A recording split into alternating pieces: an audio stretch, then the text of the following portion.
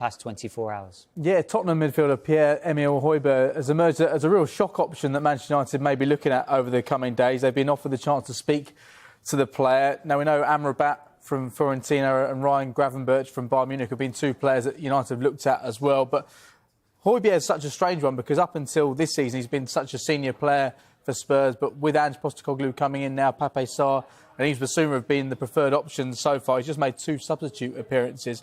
But it does make sense. It does feel like a shock, but it makes sense for 2 reasons. Spurs, they're looking to offload a number of players. They've got more than 30 players over the age of 21. They can only register 25 in their Premier League squad.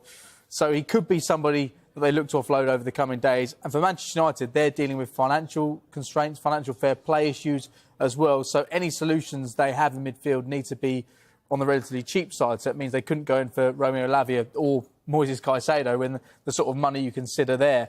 So whilst it may seem a bit of a shock, it does make sense because 2 clubs have got 2 solutions they need at this moment in time. Højbjerg is someone Ten Hag has worked with previously. He likes to work with players that he's worked with before. It's a theme. Yeah, he does, David. He's not the only name. You've got Andre Onana, Anthony, Lisandro Martinez, Tyrell Malacia as well. We know he was a long-term admirer of Mason Mount, the 2 names you mentioned, in Sofiane Amrabat and Ryan Gravenberch. He's also worked with them. So he's obviously going with players he relies on and he trusts. Now, he did actually work with Pierre-Emile Højbjerg, and it was for Bayern under-19s back in 2013. And it actually, fast forward to the summer of 2020, he actually tried to sign Højbjerg for Ajax, and then fast forward another 3 years, he's now trying to sign him, or it looks like he's potentially trying to sign him for Man United. So he obviously saw something in him all those years ago, 10 years ago. But we've been talking about those midfield options at Man United. And actually, when you look at what Pierre-Emile Højbjerg offers, there is actually no surprise that Erik ten Hag wants to work with him again, because they are missing something in midfield big time. Well, let's get the fans' perspective and speak to Owen Churchill from United View TV, who joins us live. Welcome to Good Morning Transfers. Owen, nice to see you again. How important is it to strengthen this area before the deadline? Good morning. Yeah, it's incredibly important. I think we've seen during the first sort of 3 games of the season that the midfield at Manchester United still lacks a lot of balance. Furthermore, you then look into the midfielder that we have signed, Mason Mount. He was meant to be a midfield reinforcement for us. He's out until after the international break. Kobbie Mainoo as well played a big part in pre-season. Looked like that was going to continue over into the Premier League season. He's out of action as well with an injury. Scott McTominay could leave. Fred has already left. So United look very light and need that extra quality. So I think a midfielder before the deadline is absolutely crucial. Is this something that's just emerged because of Manchester United's start to the season? Are you surprised that this hasn't been sorted out before now? So was it a kind of glaring area that they needed to look at? Yes and no. I think given the takeover situation and FFP, United's hands have been tied somewhat. They're in a position where they have to sell to buy, and historically they haven't sold very well, which can be seen with the struggles of offloading the likes of Harry Maguire, Scott McTominay, Donny van der Beek and others too. Also, United in the last few years, they've done business late in the window. Last year, they signed Casemiro and Antony once the season had started. The year prior, the Cristiano Ronaldo signing too. So it's somewhat par for the course. I think it's somewhat influenced as well, obviously, by injuries and maybe the start to the season too, but it's not completely out of the norm, shall we say. Well, the other names on the list are Sofiane Amrabat and Ryan Gravenberch. Nabaid has been looking at all 3, Nabaid. Well, as Owen mentioned and Olivia, Manchester United are desperate for midfield options, and they have 3 that they potentially are looking at. Now, I've had a bit of a deep dive into what the 3 of them offer and who might work out best for Manchester United at the current point in the window. Sofiane Amrabat is someone they've been linked to heavily, and as you can see from the stats here, we'll start with Amrabat in the middle because that's the one I think Manchester United fans desperately want. That's the one that they're feeling. That's the one that I think they want to get through the door. The one key aspect of his game that you can see is the total passes are ever so slightly ahead of Emile Højbjerg, but it's the bottom one for me. Passes completed, that's 58.5 out of his 65.2. And what do Manchester United actually want from this midfielder? They want a midfielder who can build up from the first phase of play, who can receive the ball from the goalkeeper and from the defenders, but also someone that can help him transition the ball very quickly, which is why Manchester United fans really like Christian Eriksen. The problem with Eriksen, obviously, is injuries, and also potential fitness, and also he's an aging player. Amrabat probably fits the Eriksen profile more than maybe the other 2, But Emil Højbjerg isn't completely out of the question. Again, his stats are very similar to Amrabat, which were actually a little bit surprising. But I think the key detail here is I looked at the pass maps between the two, and Amrabat is very, very, very good at the long diagonal passes. The sort of, you receive it from the keeper and can you play it out to the left back very quickly? Højbjerg less so. Amrabat also played on his own in that midfield for Fiorentina in the 4-3-3, so he's got a lot more sort of possessional responsibilities. Højbjerg always had a partner, so a lot of Højbjerg's passes were the 2-3 yard passes that were going square, and currently United probably have many of those midfielders that can do that. They currently need midfielders who can get the ball from those sort of defensive lines into the forward areas. That then brings me to Ryan Gravenberch. Now, this is a very interesting one. I think Manchester United fans are very excited by him. He's a young player. He's currently at Bayern. He's been at Ajax. Another player that Ten Hag does know. And so you do think if he's got his number, there's probably a chance he's got a chance to move to Manchester United. The only big issue for me here is United need someone who's very disciplined. I don't think Gravenberch at this moment in time in his career is that. Thomas Tuchel himself has said if there's a six that he wants, he needs him to sit in and be very disciplined. That is what Manchester United need at the current moment in time. His stats aren't actually terrible, and to be fair, in terms of tackles and interceptions, he's actually doing better than the two more experienced players. My only concern at the moment is we haven't seen much of him last season, and also he's a very different player than what he was when he was at Ajax, and therefore I personally lean towards Amrabat and then to Højbjerg and then to Ryan Gravenberch. I feel like Owen's going to completely disagree. Owen, who would you like out of the three? No, I completely agree with you. I think excellent analysis. I would prefer Sofian Amrabat. It looks like he really wants the move as well, having somewhat separated himself from the Fiorentina squad in recent weeks. It seems like he's just waiting for a bid to come in, and he's waiting for United to really engage in the process. I think we saw his capabilities in that fantastic Moroccan World Cup run that they had last year. And I think, as you've highlighted there, I think he has the right mix of, yes, he has the tenacity and aggressiveness, but also the key aspect of it is the technical ability he has to fit into the Erik ten Hag system. So for me, that's the one that I would like. I think quite a few United fans would like him as well. And we've been linked to him all summer. So here's hoping we can put a bid in. I want to ask you about Harry Maguire as well, Owen. It looks at the moment like he's going to end up staying at Manchester United. Is that a good thing? For him, I don't think so. His playing time has been incredibly limited over the past 12 months or so. I mean, there's three centre-backs ahead of him at United in Rafael Varane, Lisandro Martinez and Victor Lindelof. Even when the starting two have been out injured, like we saw towards the end of last season, Luke Shaw has been used as a replacement centre-back instead of Harry Maguire. Now, granted, Luke Shaw is currently injured, but I think it speaks to Maguire's current standing under Erik ten Hag. And with the European Championships next year, it's going to be a tough and persistent question, one would think, for the England manager Gareth Southgate. Why do you include a player that hasn't played consistently at his club for 2 seasons? So I'm not sure for his own career if it's the best thing for him, but the difficulty is moving him on, and that seems to be tied to sort of these longer, maybe more overinflated contracts from the past, which I think serves as quite a poignant reminder to Manchester United to be somewhat cautious with the business that they do moving forward into the future. Owen, thanks for coming on this morning. Thank you very much. So let's talk a bit more about Harry Maguire then. What does the outcome of this week say about Harry Maguire and his future?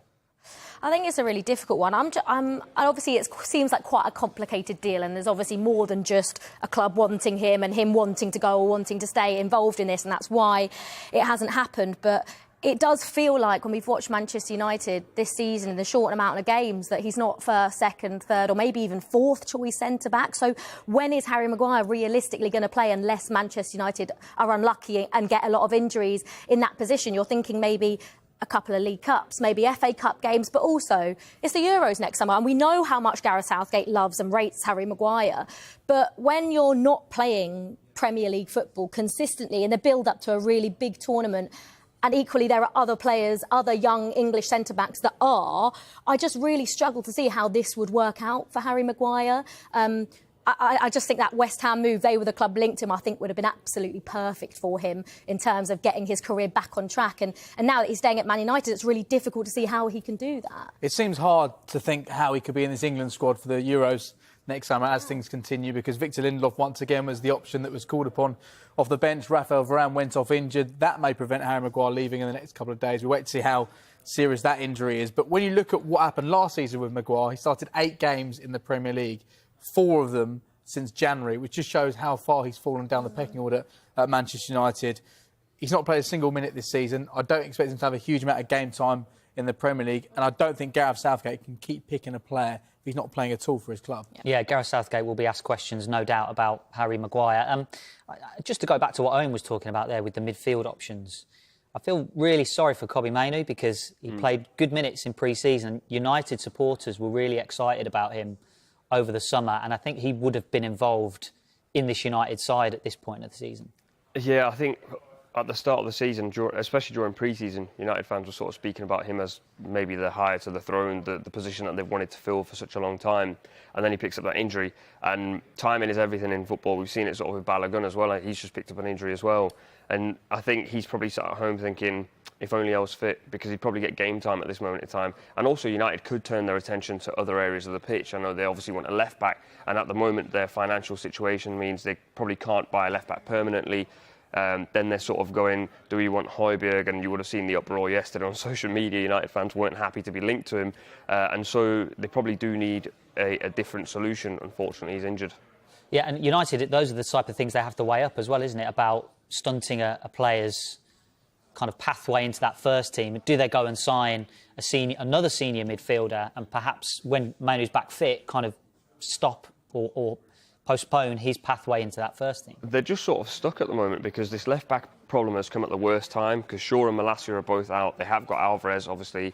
I think it was Kwaku yesterday on the show who said, you've got to give Alvarez a go. You can't keep signing players to plug gaps. Now, if they do go and get Cucurella, you've got him for a season. What do you do when Shaw comes back? What do you do when Malacia comes back? Now Cucurella's your third choice left-back. You just paid him wages for the entire season. Maybe Chelsea will only want to sell him. You just put yourself in situations where then next season they'll have to go, OK, now Cucurella's gone. Who are we getting rid of? Who are we bringing in? You're always sort of just shifting things around. I think at times you have to find ways to coach yourself out of it. But then equally, Manchester United fans want to win things this season. And so there's that flip side of it of where they go, well, we've got money. We're Manchester United. We want to buy players and we want to compete. And that's where I think Ten Hag's stuck, essentially. It does feel quite muddled to Manchester United's business this summer from a midfield perspective because is Højbjerg an upgrade on Fred? Why do they let Fred go and not have a replacement in mind if they thought they were willing to let him go? Someone who's played more than 200 times for Manchester United, yes, he's been criticised, but he's somebody, I think, if you look at the opening 3 matches of the season, United could probably have done with in their midfield when they have been overrun. I think they have made some corrections since that Wolves game where they were so lucky to take 3 points.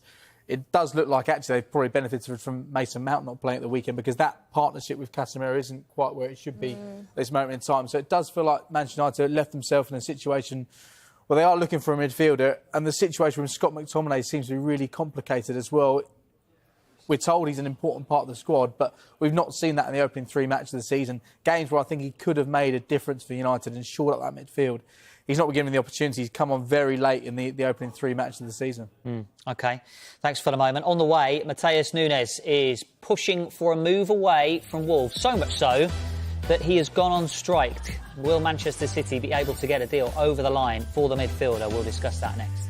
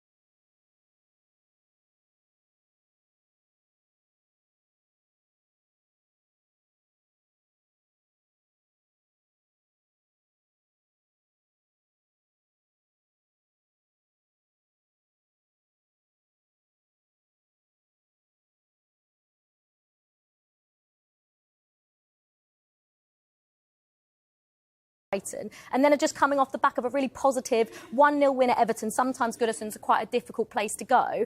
It just feels like it's been so much for Gary O'Neill. Now he's got this to deal with as well. They've got a game tonight in the EFL Cup. They've got Palace on the weekend. And yeah, I just think if I was Matheus Nunes, and obviously I'm not, but if I was, I just feel like you could carry on playing for Wolves at the level we know you can and also make it clear that you want to go to Manchester City. And like Nabeed says, the chances of it getting done are probably quite high. You know, these transfers do tend to happen when a player does go on strike, but I'm just not sure how I feel personally about a player doing that. I personally don't mind it. He's 25. Of course you don't. He's 25 years old. The best club in Europe is after him. But there's no... I completely understand making it known to the club, your club, Wolves, that you want a move, because any player really in the world would probably want to go to Manchester City. But really, do you think the best way about it is going on strike? There's 3 days left in the window. We don't know. He might have called Gary O'Neill and Gary said to him, you're not going anywhere. And he's gone, well, I want to go. And that's it. And I'm going to find my way out of the club. I suppose we don't really know the There's a way of handling yourself, though, isn't there? We've seen Paquetá obviously so interested in the move to Manchester City. He wanted that move, but he kept his head down, trained well, and has been playing well for West Ham whilst that move hasn't materialised. I think when you're earning that amount of money, when the fans love you that much, you can respect the club a little bit more. Now I can't say anything, James. I know. I mean, there were players that Wolves were willing to sell this summer, and there were players that Wolves weren't willing to sell this summer. If it comes down to it, it's going to be a hectic few days for Matt Hobbs, the sporting director at Wolves. So hopefully that situation resolves itself one way or the other, and it's amicable either way. Manchester City, kind of sticking with them, they're waiting for Barcelona to submit a formal offer for João Cancelo. Discussions have reached an advanced stage over a permanent switch for the defender. Feels like this one's getting a bit closer for Cancelo to move to his next club. And he's got an unbelievable CV, João Cancelo. Yeah, he does. One of the absolute best. Now, he obviously started at Benfica. He joined Valencia on loan before going there permanently. He actually spent 3 years there. He made the move permanently to Juve, and that's where the trophies really started. He had one really successful year. He won the Serie A and Super Cup, and then in 2019, made the move to Manchester City, 2 Premier League titles, 2 League Cups. Now, obviously, last season, it didn't really go to plan, but this was quite surprising. He made 26 appearances across all competitions for City, so basically played a lot of that first chunk of the season. The 14th of January was his last appearance. It was a 2-1 defeat in the Manchester derby. But then he went on loan to Bayern Munich, won the Bundesliga. And the most remarkable thing about all of this is that because he's played enough games for Manchester City at the start of the season, you know, he played in every single group Champions League game, meant he came away with last season a Bundesliga, a Premier League, and we also think a Champions League medal as well. So as for careers, João Cancelo is up there with the very, very best. And, you know, it's some winner that Barcelona look to be getting. What do you think he does with that Champions League medal? Hangs it up 100%. Oh, yeah. Do you hang it up? He played a big part, you know. It's difficult because obviously the latter stages is where City went and won it. But you've played such a big part in that first group stage. I'll be absolutely framing it and hanging it up. Absolutely. He also had that memorable assist for Haaland with the outside of his foot. That was this year's Champions League campaign. And he was actually a massive player in the first half of the season. Honestly, if I played 10 minutes... It's going up. Yeah. It wouldn't be going in the toilet, James. You'd be hiding it away by the sounds of things. Well, I think if you've not played that many minutes, but it's a bit like the Frank Lampard situation where he managed Chelsea in the group stage, he's got you guys through, topped the group. Thomas Tuchel picked up the baton, and actually Tuchel, after he won the Champions League with Chelsea, did give Lampard a bit of credit. So I think, to be honest, if I was given a Champions League medal, of course it would be it'd be all over the house somewhere. Yeah, if you could think of a player with a better CV of clubs than João Cancelo, do let us know. Plenty on the way. We'll be taking a look back to the summer of 2013, and we've got developments from Tottenham as well as they go in search of a winger.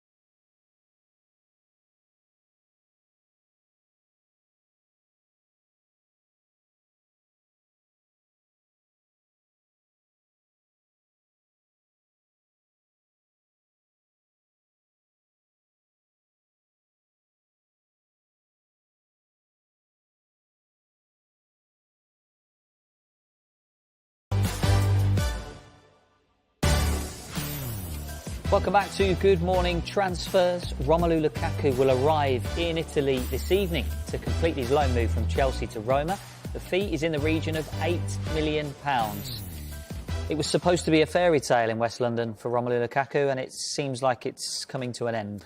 Yes, it does. It was set to be the final piece in the jigsaw for a Chelsea side who had won the Champions League the season before, but was still struggling when it comes to goal scoring. Timo Werner and Kai Havertz not quite providing the goals they needed, despite Havertz scoring the winning goal in the Champions League final. But things got off to a really positive start as well. His second debut against Arsenal, a goal and an assist, and you thought Chelsea at times were going to be unplayable that season with Lukaku there at the forefront of things. But things turned sour very quickly. Gave an interview to Sky Italia in December saying that he wasn't happy with the tactics from Thomas Tuchel, that he wanted to return to Inter Milan one day, and that he simply felt that it perhaps wasn't the move he wanted. So, despite the fact that Chelsea spent £97 million, I think they're not blameless in this situation. I think Chelsea had their faults too, but I think Lukaku only has himself to blame for the way things worked out. So I think Chelsea for now will be pleased that the chief member of their bomb squad is now looking like he's set to depart the club, but there may still be a situation where next summer they have to try and move him on as well if he comes back from this loan spell. President of that squad, I would say. Despite being he's a player who divides opinion, I guess, Romelu Lukaku. But Olivia, what does his record look like? Yeah, it's interesting. Obviously, he signed back in the summer, as James said, in 2021, and it was so exciting. I think every Chelsea fan sort of thought it was the missing piece of the puzzle, and as James says, that Chelsea were going to be unplayable. He actually scored 3 in his first 3 Premier League games, but he was actually quite quiet in front of goal after that. But he was playing consistently. Thomas Tuchel was picking him every single game. And at the start of December, he did re-find his shooting boots. But as James says, then came that dreaded Sky Italia interview. And I think the Chelsea fans really struggled to get back from that. Thomas Tuchel dropped him for that huge game at home to Liverpool as punishment, and he never really recovered. He did finish that season, and he went on loan, didn't he, to Inter the following campaign. Scored 18 goals across both the Premier League and Serie A, and he got 7 assists as well. Now, this summer, it's all been a bit of a mess. He cut ties with Chelsea. He wanted to go back to Inter. That didn't happen. He flirted with the idea of going to Juventus as well. Both sets of fans really didn't like that. And now it looks like he will be reunited with Jose Mourinho at Roma. And this is a manager who has actually got the best out of Lukaku. He was the one that brought him to Old Trafford back in 2017, and his tactics suited Lukaku's style of play. He scored 27 goals in that first season, 2017-18.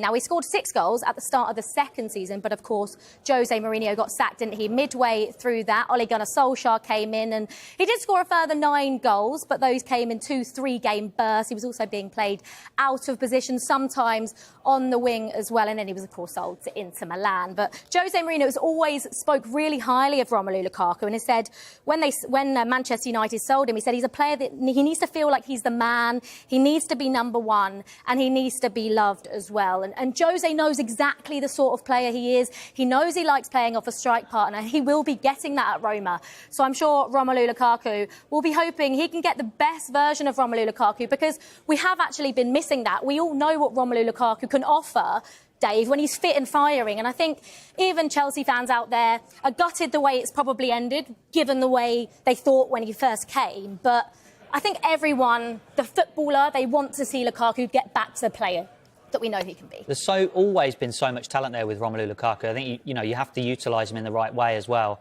I know when he was at Manchester United, they almost used him as a target man. It's worked for him in Italy when he's had a player alongside him. And Jose has a kind of sometimes a love-hate relationship with some of his players, but it seems like it's a love for Lukaku. I've always felt like he's Jose's kind of player. Jose really likes guys who love the sort of feeling of responsibility in all situations. Diego Costa's another great example of someone he loved, a guy that almost wanted to make the show about him, especially a striker and a centrepiece. He's obviously got Tammy Abraham actually at Roma, who's very different actually. Tammy Abraham's sort of like humble, calm, just wants to score goals, just wants to play football. Lukaku wants to do the media work, wants to do the interviews, wants to wear the responsibility. And I think Mourinho and Lukaku actually, in a lot of ways, have a lot of similarities in personality traits as well. They don't hold back from what they say, and they say whatever they're thinking. But Lukaku's always scored goals wherever he goes. He loves playing in Italy. And I feel like this might be finally the move where we go, he's finally settled. But then Jose could walk out in 6 months and then he's not settled anymore. But I do like the squad that he's going into. I'm just curious to see how they work with the balance of Tammy Abraham, Dybala and Lukaku when they're all fit. Yeah. Let's get to Tottenham, who looks set to be busy before the deadline. They're interested in Nottingham Forest winger Brennan Johnson, yet to make a formal bid for him. Forest don't want to sell. They're likely to only consider offers in the region of £50 million. How important a cog is he for Nottingham Forest? He's a very important player. He was a really important part of helping Forest get back in the Premier League after nearly 25 years away. He won the Young Championship Player of the Season award that year. And last season he showed promising signs in the Premier League. 8 goals, 3 assists. Very versatile as well, can play across the front line. And that's an indication of what he did last season in Forest's first campaign back in the Premier League. The stats aren't quite incredible, but when you compare him to his Forest teammates, they are really impressive. I think somebody who's so young, there's so much room for him to grow as a footballer in the Premier League, whether that be with Forest or whether it be at another Premier League club. Interesting the amount of money being talked at, but that's just where we are at the moment with transfer fees. So I think Forest will be absolutely gutted to let him go. One thing I will say, he is an academy graduate. I know we talk a lot about financial fair play in this window, but because he is an academy graduate, if they are to get 30, 40, 50 million pounds, that would be pure profit. And when you consider the amount of players that Nottingham Forest have signed, the fees they have over the last few years, then it does make sense if they can get that sort of money for a player who actually is still relatively unproven at this level. Yeah, I mean, the graphic we saw there, outstanding really in that Nottingham Forest side. Is that why Tottenham have been looking at him? Yeah, I think so. I think we spoke about this at the start of the window, didn't we, when he was first linked to Tottenham, and we were saying he's exactly sort of the player that we think could flourish at Spurs. And having watched the first 3 games under Ange Postecoglou, I think that's just cemented that, the way they're playing football. And you look at their options, and I mean, Spurs have started the season brilliantly. You look at Maddison, Son, Kulusevski, everyone seems to be firing, and they all seem to have such a lovely relationship together already. And the only thing is Brennan Johnson going to be bought as sort of a bench player, as an impact player? We know he's so quick, and we saw it at Old Trafford. He was giving those fullbacks a really tough time because he's so difficult to defend against. And when you think about Spurs and the way they attack, I do think he would slot in quite seamlessly there. But it's just whether, Spurs are probably buying him to be a bench player. And Brennan Johnson, I suppose, would probably not turn down the chance to go and be playing for Spurs, albeit they're not in European competition, but looking to get there. And there's real positive signs under Ange Postecoglou. So they want strength and depth, and if they want a backup, which I do think Brennan Johnson will probably be, he's got he's good enough to be starting games, but I think it'd be a great option there. What's nice to see from a Spurs standpoint is they're actually bringing in players that are going to support their squad. Often Spurs will have a starting midfielder and the drop-off in quality is huge. They have 11 top players or 11 players, and then the 6 or 7 after are just squad players, whereas Brennan Johnson offers you something different in that sense. If you take out Richarlison and bring him in, I don't think the downgrade is too big, and the same for Kulusevski. He actually reminds me of Marcus Rashford, like really raw in those early years, really rapid, really strong, can take on anyone that he comes up against, really brave. Just like Marcus Rashford last season sort of came into his own, started scoring goals, this might be the move that he needs to elevate his game so he's a little less raw. I think James just said there he scored 8 last season. You'd hope he gets a few more this season. But you have to consider also he's playing for Forest last season, who were essentially in a relegation dogfight. But Forest will be devastated to lose him. Yeah, Chelsea had been very interested in Brennan Johnson. Brentford as well. It seems Brentford now feels like they're stepping back a little bit this week. Tottenham, as we know, EFL Cup action tonight. They're playing. So can we read anything into their team selection this evening? I think it's going to be fascinating to see what team Ange Postecoglou picks. He said that Giovanni Lo Celso will play, which is quite interesting. I think he's somebody that a lot of fans thought would leave in the summer. It's not really worked out. It's spent a long time on loan as well, away from Spurs. But it looks like he could play a key role this season. But 2 players who I don't think will feature and look like they won't play a part in the club's 25-man squad, it will be Tanguy Ndombele and Hugo Lloris. But there are so many players at Spurs at the moment. They've got more than 30 over the age of 21. Only 25 of those can be registered in the Premier League squad. So it will be very interesting to see if the likes of Jed Spence, Eric Dyer, Sergio Reguilon are part of the squad this evening. One thing Postecoglou said, I think it's been great. I was part of his press conference last Friday. I think he's going to add so much to the Premier League. He's a fresh face. Did he call you mate? He did call me mate. Oh, you got a mate. Okay. And one thing he gets frustrated about is actually people saying he's such a fresh face. He said, I'm 57, mate. I'm 57. So he's added plenty already. And he did say, it's going to be a fun week, mate. because there's going to be lots going on at the training ground, because they do need to offload a number of players. I know Spurs fans want some more additions, but the priority simply has to be, from a numbers point of view, getting players out the door. Yeah, thanks, mate. Tottenham looking for an attacker this week, definitely. And then if more of those players leave that we've been talking about, then they will decide to go in the market. If a central midfielder leaves, they might look to replace him. If a defender leaves, they'll look to bring in a defender as well. So it could be a fun week for Tottenham Hotspur supporters. Coming up, more from Nottingham Forest, who could end up being the busiest club between now and the end of the deadline.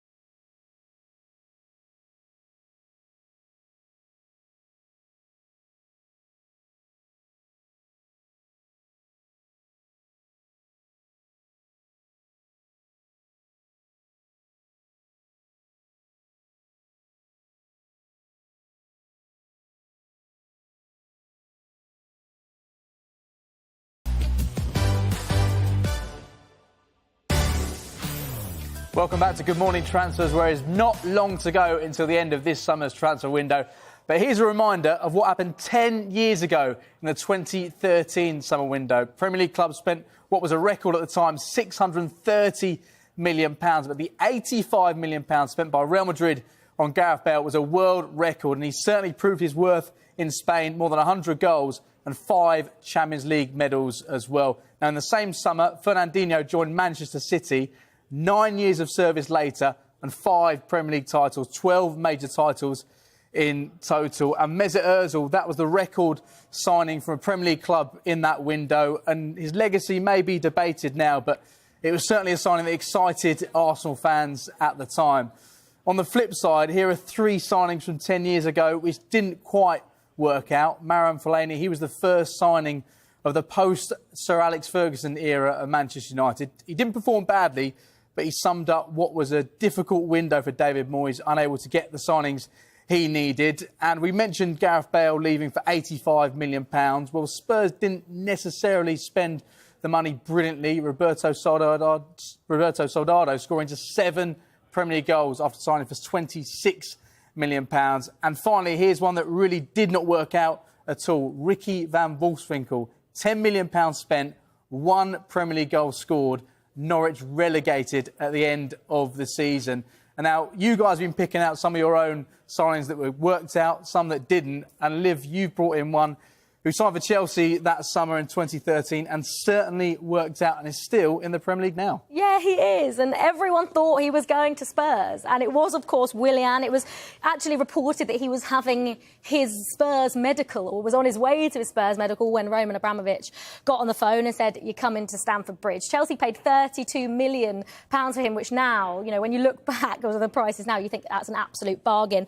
I actually think this might be a big statement. I'm not sure people will agree. I think he was underrated at his time at Chelsea because I think Chelsea fans almost got onto Willian and didn't quite think he was Chelsea level. But I think actually looking back now, I think he was really undervalued, underappreciated by the Chelsea fans. He spent 7 years at the club, 339 appearances, won 2 Premier League titles, an FA Cup, a League Cup, even a Europa League as well. And I really enjoyed watching Willian in a Chelsea shirt. And I think his time at the club, even though he spent 7 years there, I think it ended too early. But it's good to see him back in the Premier League playing for Fulham. But I also want to give an honourable mention. I know it's not Premier League, but Neymar went to Barcelona the summer of 2013 as well. And it still annoys me that he went to PSG from there, but that move to Barcelona when he formed, in my opinion, the best front 3 in football we have ever seen. So, yeah, an honourable mention to Neymar, but my pick was Willian. And if you add Willian to that great signings of summer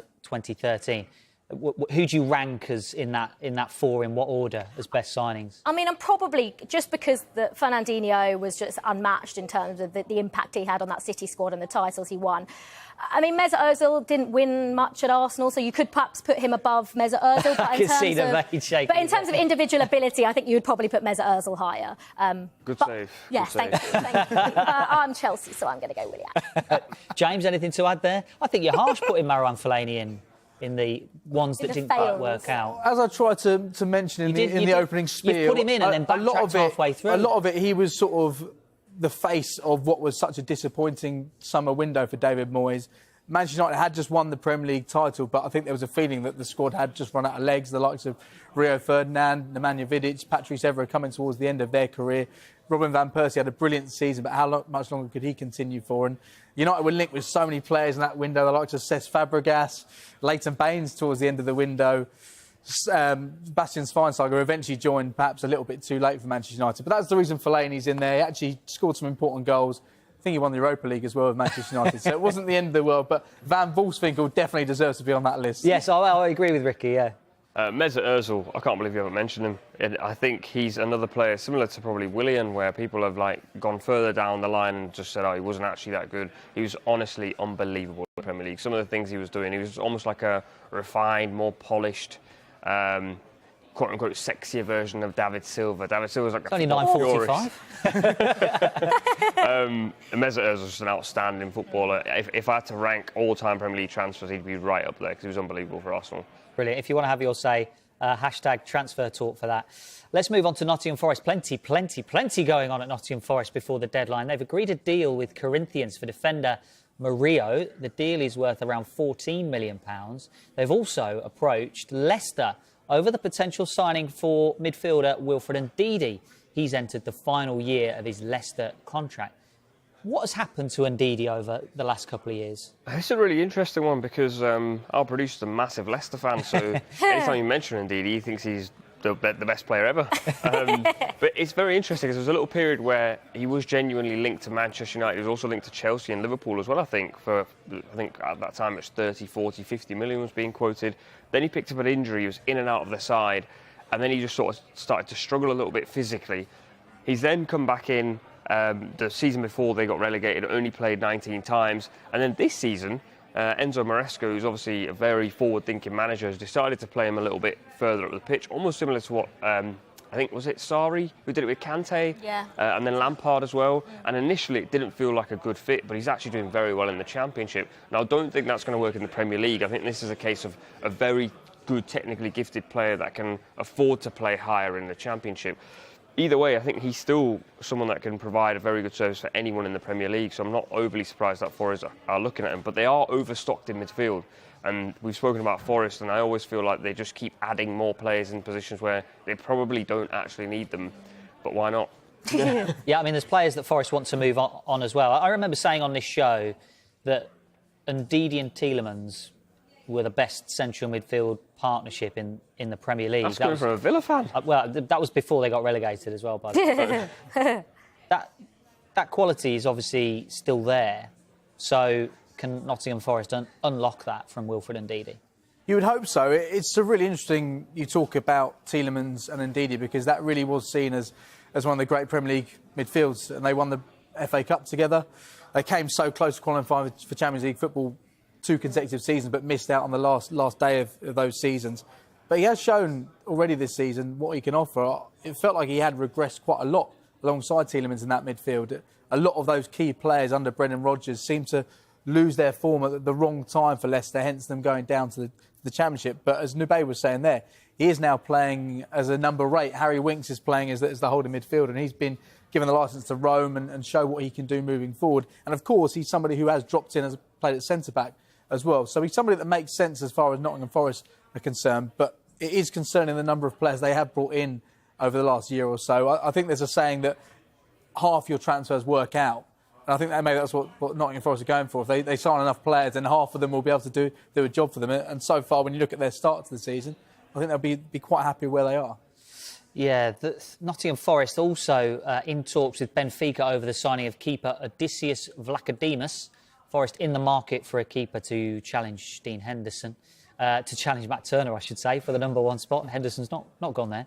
They had held talks with United over re-signing Henderson, who now we know is on the verge of joining Crystal Palace. Also, talks are at an advanced stage between Forest and Bologna over a potential swap deal that would see midfielder Remo Freuler move to the Italian club and Dominguez to come to the City ground. So it should be a very busy afternoon for Nottingham Forest, and a busy day ahead for them. Potentially a busy week as well before that deadline Friday night, which we will be right across for you here on Sky Sports News. Good Morning Transfers returns at 9 a.m. That's tomorrow morning. But we are back a little bit later. Transfer Talk is here with Mina Rizuki and Nicky Bandini, our Italian football experts, joining us. And the Transfer Show is back at 5 and earlier time of 6 p.m. tonight.